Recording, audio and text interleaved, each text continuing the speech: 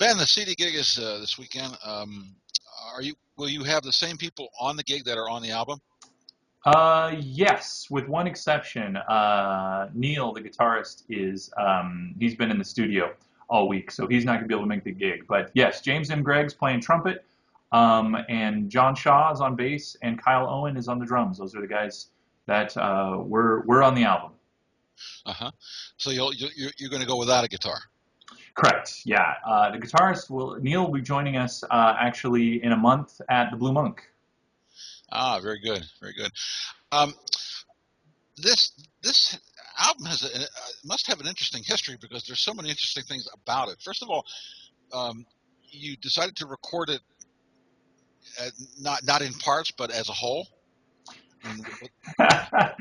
Yes and no. I very much had kind of a theme, an idea that I wanted to do for the album. But at the same time, I brought, I don't know, a dozen songs that all would have fit kind of within that theme. And stayed the same, some morphed, and some just really didn't fit at all with the way that the album ended up being. And so, unfortunately, had to be cut. Well, what I mean is you were all in one place and you didn't multi-track it. Yes, yeah, I've done both ways. They both have their benefits and drawbacks. The live, when you're all in the same place, really does have an energy that you can get. You can play off of each other. Particularly a couple of the trio pieces that I did are just, you couldn't multi-track some of the conversation, for lack of a better word, that we had. The downside is mixing can just be a pain in the butt. Oh, yeah. Yeah, and it took a lot of work, number of recording sessions, figuring out the best place to put the mic. Drum bleed is always a problem when they're right there next to it. Luckily, the acoustics of the space really helped. Is that a learning experience for you? Oh my goodness, yes. Yeah. I record most of my shows live, and I feel fairly competent with some mic placement, but really trying to capture the best sound possible without having to worry about, audience and things like that. Wowzers, yes. And you recorded it in a church. Why was that? The church in question, Reedwood Friends Church, is right over next to Reedwood in Southeast Portland. I know a few people. They're really good people. The acoustics of the space are just fabulous. You stand in the middle of the sanctuary, clap your hands, and I mean, it just has this wonderful, lush, warm reverb that I really wanted to capture on the album.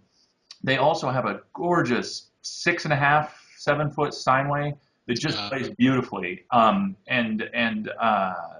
There are a few studios around town that have pianos of that quality, but A, they're hard to get into, and B, I really, frankly, can't afford them.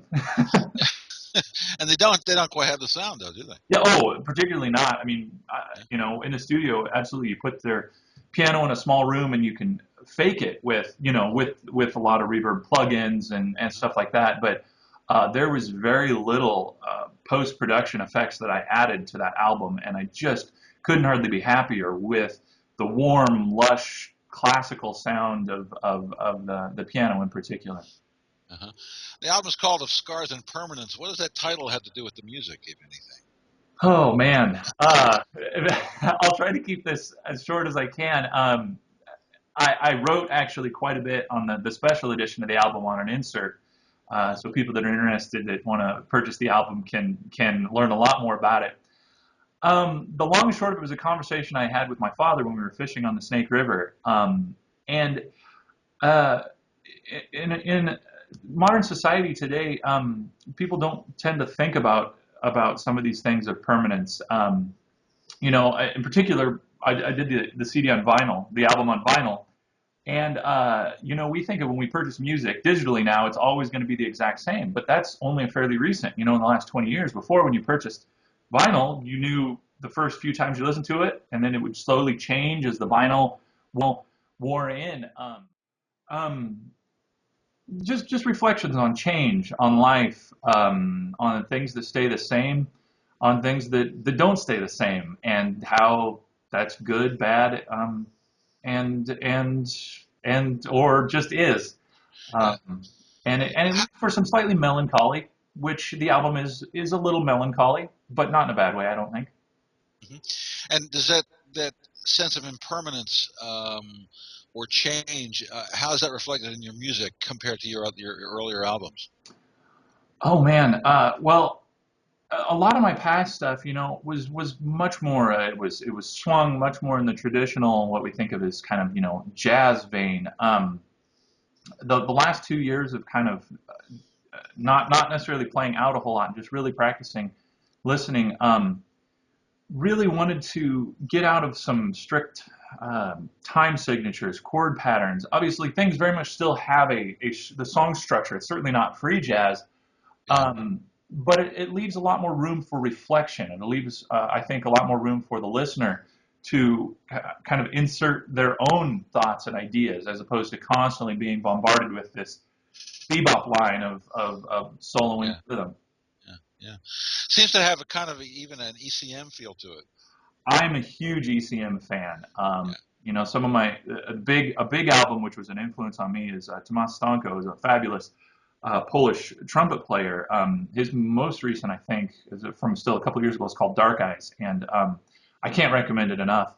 I love once again the space that they bring. They're incredibly musical, that label, but they're not content to just kind of keep doing the same thing. You can see them throughout the 60s, 70s, always pushing stuff with, Keith Jarrett and Mhm. and a lot of those, John McLaughlin and a lot of those early guys, very musical, but it very much went what their own way and what they wanted to do. And I wanted to do that with this album. Really, not be content with just status quo. Um, and maybe even people might look at it and go, "Wow, I just don't get that." I'm okay with that, because it's not just blah. Yeah. It's really trying to say something. Yeah. Well, if we were to preview a track for the people here, what would you suggest? Oh man, I had about 11 tracks that I wanted to put on the album, and it down to 8. So asking me to cut it down to one or two. Most of the band's favorite is the very first track, Unemployable, is a really great take. It's actually just the quartet. James doesn't play on that, but it's a song I wrote a number of years ago, but it's really a fabulous take and has got some good interplay. My probably favorite track personally is the one entitled Fall. It's a trio track, and there's just some really wonderful conversation and space on that track that is really even surprising for me to listen to, just of like what happened and kind of where the song went from where I'd originally thought it might. Uh, well, let's see. Why don't we put that just below this screen? Okay.